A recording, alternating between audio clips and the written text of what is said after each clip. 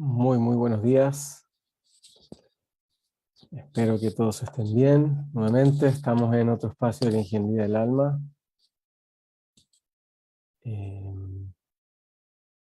La verdad que el tema de hoy es un tema realmente fascinante. Seguimos compartiendo enseñanzas que tomamos desde la Torá a partir de la parashá, el trozo de la semana. Y el tema de hoy tiene que ver con esta dualidad que existe entre la razón y la fe, pero la vamos a aplicar en algo no tan filosófico, sino bastante práctico. Hay quienes dicen que una persona que tiene fe en Dios, entonces debería confiar en Él. Y hay toda una idea en el judaísmo vinculada a la emuná y el bitajón, la confianza en que Hashem está a cargo de todo, Hashem sabe qué es lo mejor para uno, hay que entregarse a Él, no hay que sacar tantas cuentas y al final todas las cosas dependen de Él. Por otro lado, vemos que los más desafiantes o escépticos le asignan al ser humano una responsabilidad enorme sobre sus acciones o sobre el resultado de sus acciones. Entonces, aparentemente, una persona de mucha fe, es una persona muy devota y muy entregada a rezar y pedir ayuda a Dios, mientras que el que no tiene tanta fe debiese ser un tipo mucho más trabajador. Eso es lo que aparentemente uno podría concluir de forma muy superficial. Estoy, por supuesto, caricaturizando situaciones que son mucho más complejas y tienen muchas más variables, pero para efectos de lo que vamos a estar compartiendo hoy, esta podría ser una manera de entender la vida, de entender cómo una persona puede enfrentar, por un lado, un pensamiento analítico, racional de la vida, versus otra que es una persona que es puro corazón, mucha fe. Y lo que queremos entender es qué es lo que espera la Torá y qué es lo que el judaísmo opina respecto a esta eventual dicotomía que existe y cómo aplicarlo en el día a día.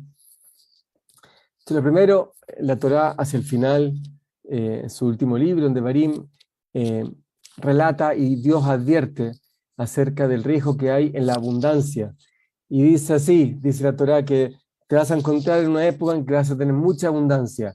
Y dice, y advierte ahí la Torá, y dice, y no vaya a ser cosa que digas, no vayas a creer por un momento que fue nada más que tu fuerza y el esfuerzo de tus manos lo que te llevó hasta ese punto de la abundancia, y entonces te olvides de Dios. ¿No? Esa es una advertencia que hace la Torá. Es decir, la Torá dice, por un lado, uno siempre quiere tener brajá, o berajá si hay un sefaradí escuchando. Siempre queremos tener brajá, queremos que Hashem nos dé mucho, y yo deseo de todo corazón que Hashem nos dé mucho. La Torá dice, cuidado con emborracharte con la abundancia. Cuando recibes mucho, es fácil, es como esta pareja, ¿no?, que tenía hijos, entonces, bueno, si mi hijo se porta bien, entonces mi hijo, y cuando se porta mal, es tu hijo, ¿no?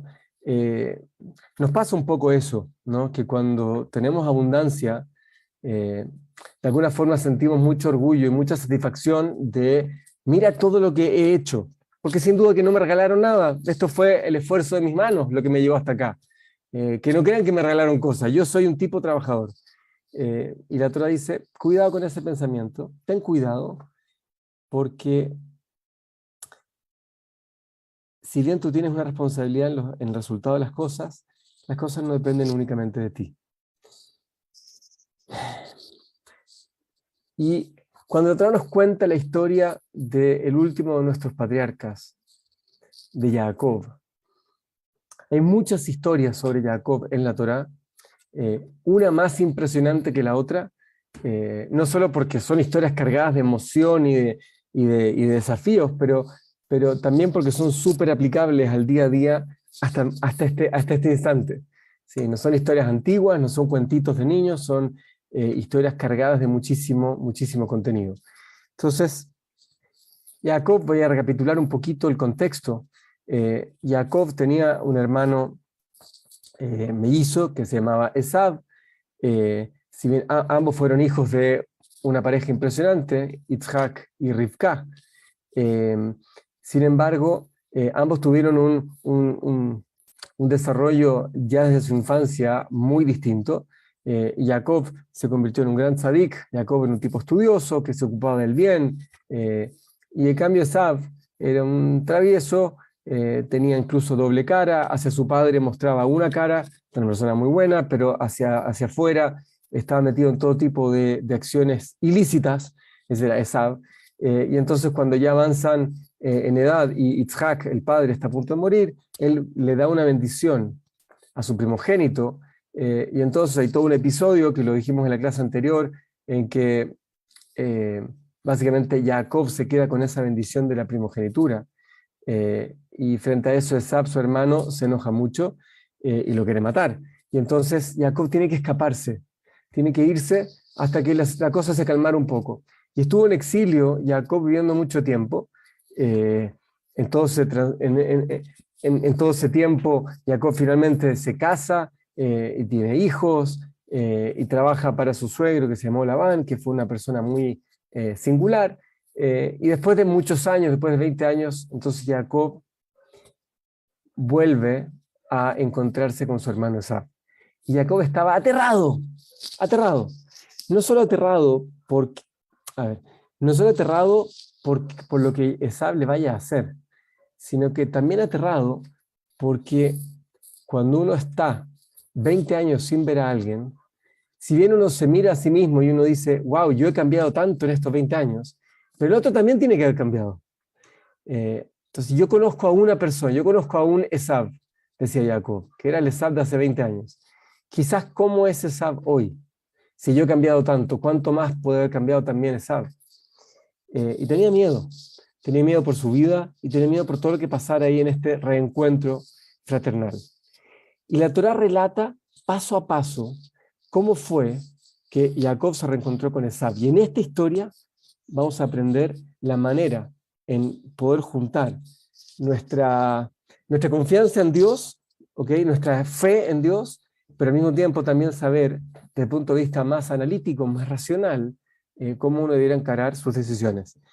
Y entonces dice la Torá, dice así, aparte en Parashat Vaishlach, lo primero que dice es que dice Vaishlach Jacob malachim lefanav el-Esav achim. Dice Jacob mandó ángeles a espiar, a observar en qué estaba su hermano Esab. Es decir, Jacob sabía que era inminente que se iba a reencontrar con su hermano.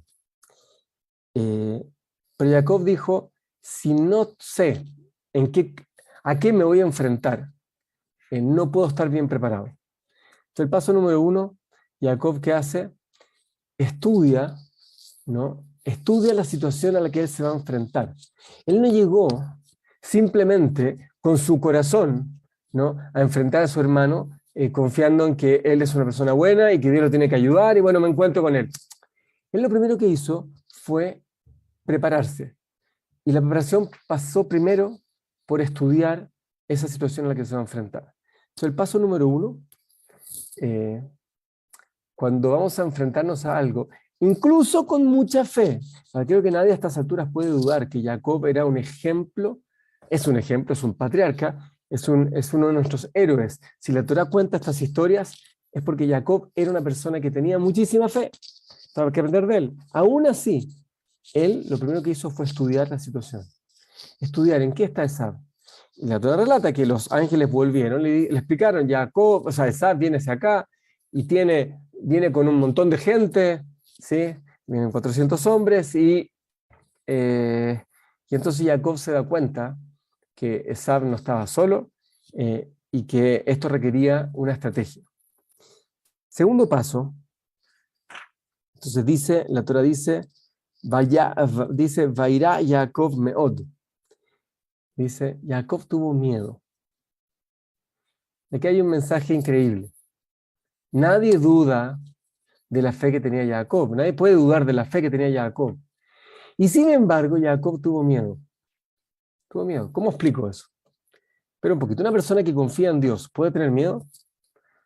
Dicen, hay un salmo famoso del rey David. Dice, lo irará, no voy a tener temor malo. Dice, que atai madí, porque tú estás conmigo, Dios. Dice el Salmo, dice, una persona no debiera temer porque sabe que Hashem está con uno. Yo sé que Hashem está conmigo. Hashem me va a cuidar.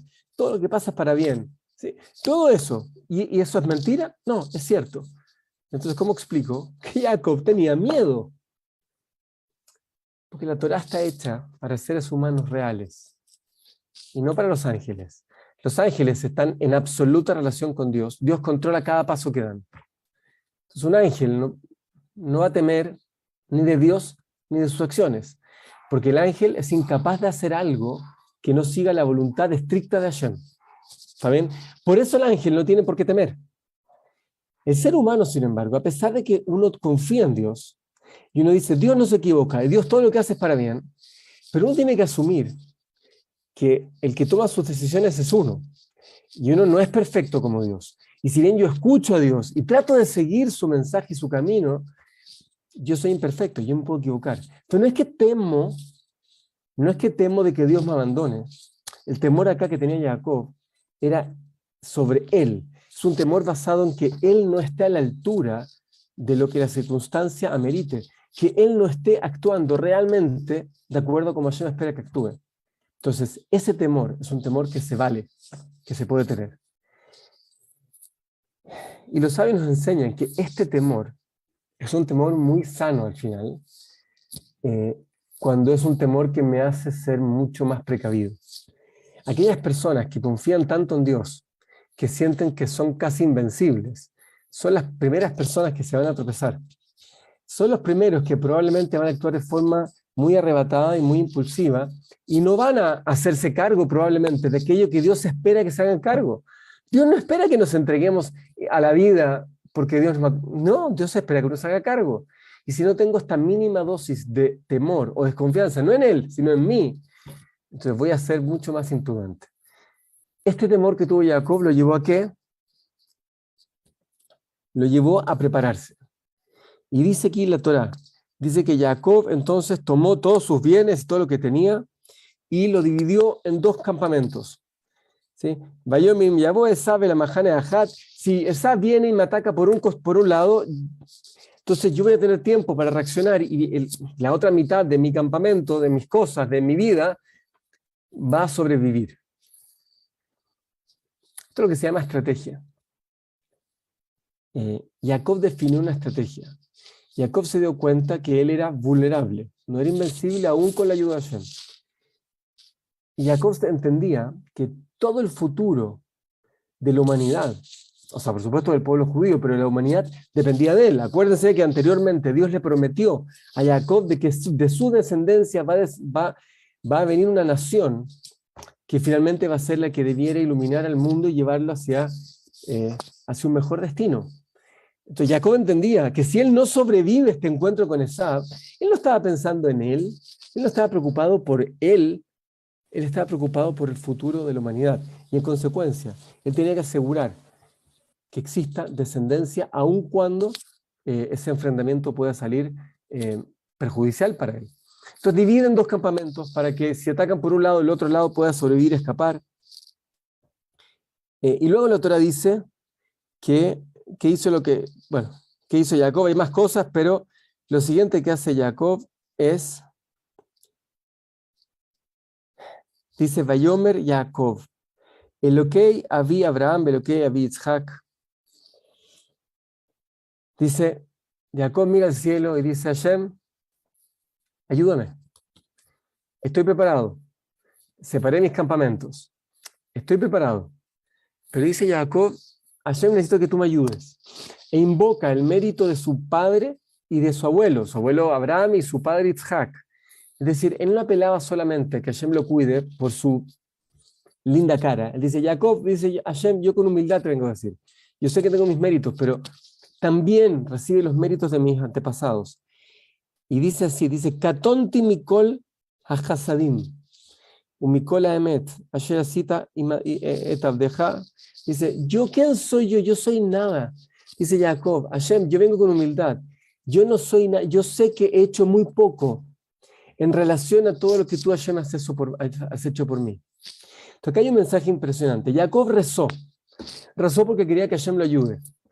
Pero no solo que rezó, sino que rezó desde un lugar Dicen los salmos, dicen, mi ma'amakim kidati Hashem. Dice, desde las profundidades yo te voy a pedir a Hashem. Cuando yo voy a pedir ayuda a Hashem, es muy distinto pedirle ayuda desde una seguridad en todo lo que yo he hecho, a hacerlo desde una sensación de vulnerabilidad, porque yo estoy en deuda. Es verdad que Hashem nos da a nosotros herramientas y nosotros hacemos muchas cosas. Y sin duda que Jacob tenía muchos méritos. A estas alturas tenía muchos méritos. Pero él dijo, con todos los méritos que yo puedo tener, nada iguala, Hashem, a lo que tú hiciste conmigo. ¿A qué se refiere? En primer lugar, Hashem nos dio la vida. ¿Okay? Entonces, ¿cómo yo retribuyo a esa vida que me dio Hashem? Yo ya partí, ¿sí? Si hacemos una cuenta, ¿sí? Hashem, tú hiciste tanto, yo hice tanto en esta sociedad. Partimos con la cuenta en contra, pero a full, porque Hashem nos regaló la vida. Yo sin Él no existiría. ¿Okay? Pero de ahí en adelante, cada momento que yo tengo un respiro, cada situación que yo tengo, cada desafío que me hace crecer, cada recurso que tengo, cada cosa, cada etapa, cada instante de mi vida, Hashem me está regalando cosas. Entonces Jacob dice, con todo lo que yo puedo haber hecho bien, nada de eso sería posible sin ti. Por lo tanto, Hashem, yo sé que estoy en contra, estoy sobregirado en mi cuenta, no vengo desde esa autoridad a pedirte, sino que simplemente tengo que pedir ayuda gratuita. Esa es la manera que uno debiera vivir su fe. No sintiendo que Hashem me debe cosas, sino que sintiendo que yo vengo a pedir desde abajo. Desde abajo. Y dice, Tzilenina miyad ahi miyad Esav, le dice Jacob, le dice a Hashem, sálvame, protégeme, miyad ahi miyad Esav, dice, protégeme de mi hermano de Esav. ¿Sí? Y preguntan a los comentaristas ahí en el momento, en el lugar, ahí preguntan, dice, ¿no es redundante? Obvio que Esav es su hermano, ¿para qué tiene que hacer hincapié en ambas cosas? Y los comentaristas dicen que Jacob se dio cuenta que no solo que se iba a enfrentar a una situación peligrosa, sino que ese peligro venía de una persona que finalmente era su hermano. Y con nuestros hermanos nosotros tendemos a ser mucho más vulnerables. ¿Sí? Cuando el enemigo es externo, absolutamente y evidentemente externo, yo siempre soy cuidadoso, pero cuando es mi hermano, cuando el enfrentamiento es con mi hermano, yo tengo conflictos de intereses. Yo tengo por un lado que ser cauto, pero por otro lado yo sé que voy a tener una carga emocional en esto, gigante. Entonces Hashem, defiéndeme del enemigo Esav, pero también defiéndeme de toda la distorsión que yo puedo tener en esta situación, dado que esta persona es mi hermano. Tenemos que entender, mis queridos amigos y amigas, que cada vez que nos vamos a enfrentar a una situación, con todo lo que nosotros podemos estar seguros que hicimos un análisis de esta situación objetivo y fuimos lo más cautos y planificamos lo mejor posible, que sepamos que tenemos una parte nuestra afectiva, emocional, involucrada en esto que vamos a hacer, y eso muchas veces es lo que nos induce a conclusiones erróneas, a tomar más riesgos que el que hay que tomar o menos según el caso. Entonces, hay que pedirle siempre ayuda a Hashem a que nos proteja no solo del enemigo externo, sino también del enemigo interno, de esta distorsión que yo mismo puedo estar generando en esta situación, dado que yo tengo un compromiso afectivo en lo que voy a hacer. Y eso aplica en todo. El que crea que hay decisiones que no tienen compromiso afectivo es porque no pensó bien en lo que va a decidir. Toda decisión, desde ir a comprar pan en la esquina hasta decir con qué me voy a casar, en qué voy a trabajar, qué voy a hacer mañana. En cada decisión hay una componente muy racional, simple de evaluar, pero esa siempre está teñida de un montón de cuestiones más bien afectivas. Ok. Voy a seguir avanzando un poco, porque luego lo que dice la Torá es que ¿qué hizo Jacob? Jacob tomó un montón de cosas y le manda a Esav regalos. Jacob manda regalos antes de enfrentarse con su hermano. Y la pregunta es, ¿qué quería hacer Jacob? En una mirada muy simple y superficial, lo que quiso hacer Jacob fue sobornar a Esav, básicamente. Si uno podría mirar y decir, ok, se iba a enfrentar un problema, pero quiso anticipar esa situación y entregar, de antemano entregar regalos, como para que Esav sepa que Jacob está dispuesto a entregar, ¿sí?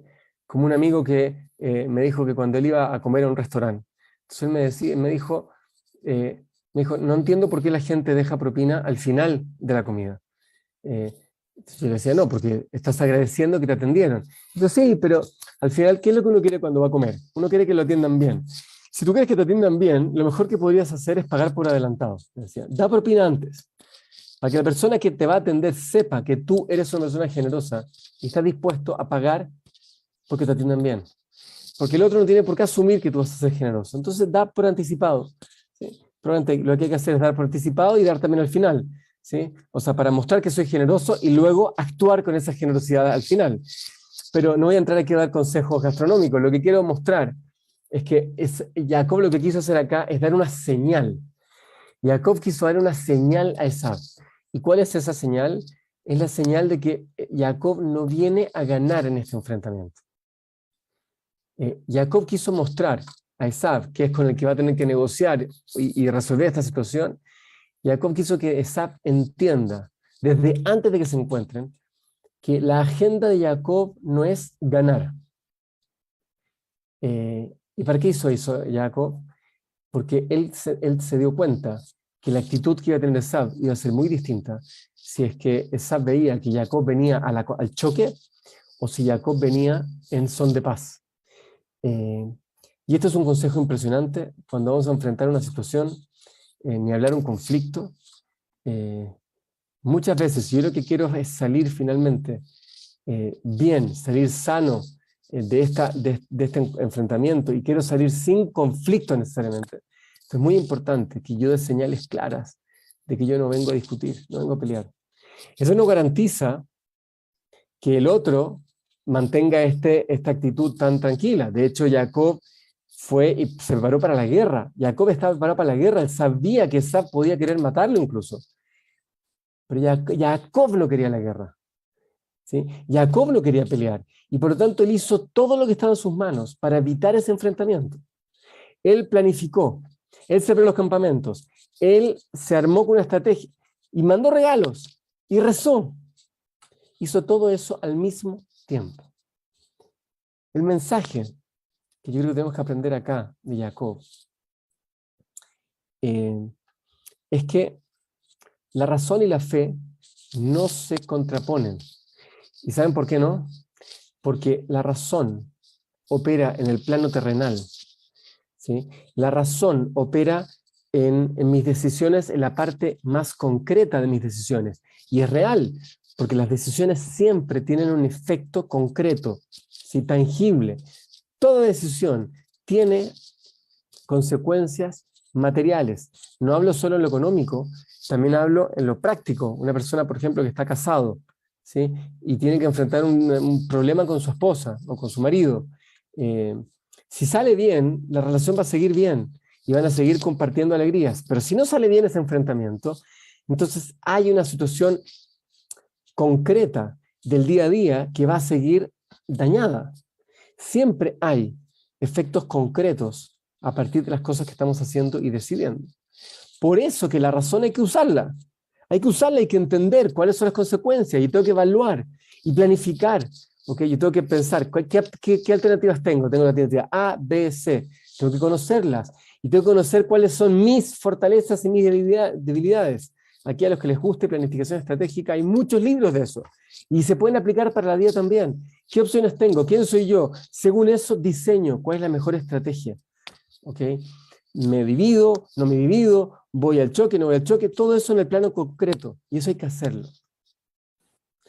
Pero todas estas situaciones, además de una dimensión concreta, tienen una dimensión afectiva y espiritual. Porque somos cuerpo y alma, así lo hemos venido diciendo en este ciclo de Ingeniería del Alma. Somos cuerpo y alma. Y por lo tanto, si yo veo que en cada momento de mi vida, así sea que estoy comprando pan, o voy a decir con quién casarme, en cada momento, si yo estoy consciente que mi alma también está involucrada en eso, que existe una trascendencia a lo que estoy haciendo, que no se trata solamente de comer un pan calentito o de buscar a una compañera para mi vida, sino que Aquí mi alma tiene que desarrollarse, tiene que seguir creciendo y madurando. Yo y toda mi existencia completa, espiritual y física, está en juego acá, mi trascendencia, en cada decisión. Si yo entiendo el impacto y la trascendencia de cada decisión, entonces voy a darme cuenta que más vale que le pida ayuda a Dios. Y más vale que tome una buena decisión en ese momento. Pero esa decisión no la tengo asegurada. Quiero terminar contando la siguiente anécdota que tuve la suerte de vivir. Estaba una vez en el Brit Milá, la circuncisión del hijo de un amigo, y había un rabino muy importante, muy prestigioso en cómo educar a los hijos. De hecho, es un rabino que se gana la vida dando charlas y ayudando a gente para educar a sus hijos. Ahí gana su vida con eso. Entonces le pidieron en esta circuncisión, le pidieron que él le diga unas palabras al bebé que había nacido ahí, a los padres. Y él dijo lo siguiente. Él dijo, yo escribí libros sobre cómo educar a los hijos. Así le habla al padre. Es decir, yo escribí. Y hay muchos libros más que mucha gente escribió. Y hay que leerse todos estos libros, porque es difícil educar a los hijos. Es difícil y hay que saber, y es todo un arte. Dijo, pero no se olviden nunca de rezar. Porque a pesar de todo lo que ustedes van a hacer por educar a sus hijos, y que lo tienen que hacer, que sepan que el resultado de esta educación depende mucho más de variables que ustedes no manejan que de variables que ustedes sí manejan. De las variables que ustedes sí manejan y están en sus manos, háganse cargo, les dijo, y estudien, lean, sean prudentes, tengan temor antes de cada cosa, porque en verdad es un arte educar a los hijos. Pero que sepan que hay tantas variables y más que ustedes no manejan. Los compañeros de la escuela y la personalidad de cada hijo, cómo nació, la carga genética, hay muchas cosas que ustedes no pueden manejar. El único que puede manejarlas es Dios. Entonces pídanle todos los días ayuda a Dios en este difícil desafío de criar a los hijos. Y esta forma de encarar la paternidad, que es creyendo y entendiendo que yo me tengo que hacer cargo, que tengo que ser responsable, y terapia, y libros, y educación, y el colegio, y todo eso es súper necesario y cierto, pero aún así tengo que rezar. Es la receta judía de cómo enfrentar razón y fe. Razón para hacerme cargo de todo lo que depende de mí, y que a veces es mucho, pero fe para manejar todo ese delta, todo ese gap, todo ese extra, que no depende solo de mí, y del que muchas veces depende el resultado, porque una persona puede haber hecho todo perfecto, pero si justo en ese minuto vino COVID y no sé qué, y una tormenta y se atravesó alguien, siempre pueden pasar cosas, y esas no dependen de mí. Para todo eso, yo tengo que pedirle ayuda a Dios, desde una humildad profunda y sincera. No vengo a exigirte nada, Dios, yo sé que tú me has dado todo, pero te pido ayuda. Me estoy haciendo cargo, te estoy mostrando, Dios, me quiero hacer cargo, pero sé también que el resultado no depende solo de mí. Ese es el equilibrio judío, esa es la receta judía entre razón y fe. No somos solo fe, no basta con rezar y que Dios me resuelva las cosas. Yo me tengo que hacer cargo, pero pensar que soy solo razón y que esto solo depende de mi esfuerzo, realmente significa no entender nada de cómo el universo entero está armado, ¿sí? Y está ensamblado por el cuidado que tiene Dios de cada uno de los átomos y cada uno de los individuos y cada elemento de su creación hermosa. Y Él está ahí, y Él está esperando y acompañándonos en cada decisión.